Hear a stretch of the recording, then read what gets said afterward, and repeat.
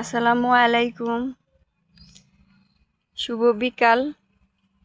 তো এই বিকালের নাস্তা দেখুন, আমার স্বামী খুব মজা করে খাচ্ছে। পাশে আছে সবেদা গাছ, মাঝখানে আছে আম গাছ, তার পাশে আছে ডালিম গাছ, আর হাতে আছে কলার তৈরি পিঠা। কলা, চাউলের গুঁড়া, ময়দা, মিষ্টি ছাড়া, কোনো মিষ্টি দেওয়া হয়নি, এবং পাউডার দুধ। হ্যাঁ, পাউডার দুধ। তার সাথে আপনার এটা অন্য একটা জিনিস, সেটা হচ্ছে বুরিন্দা।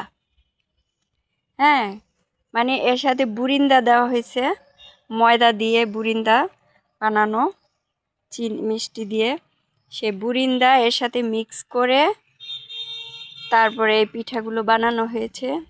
তো তার সাথে আমি আবার একটু ডিমও অ্যাড করেছি। একটা আনকমন। তো বাকিটা হেভি সুস্বাদু, খুবই মজা হয়েছে। আমার মিসেসকে অনেক অনেক ধন্যবাদ।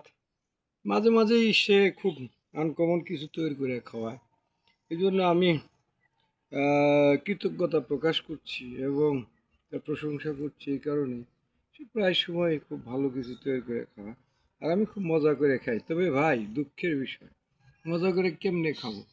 ডায়াবেটিসের রুগী, ভালো তো ওই যেরকম মনে চায় এরকম খাইতে পারি না। মন চায় পুরা প্লেটটা ধরেই খেয়ে ফেলি, কিন্তু পরে যে হালুয়া টাইট হয়ে যাবে আমার, আমার তো ডায়াবেটিস বেড়ে যাবে, আমার তো ডাক্তারের কাছে দৌড়াইতে হবে।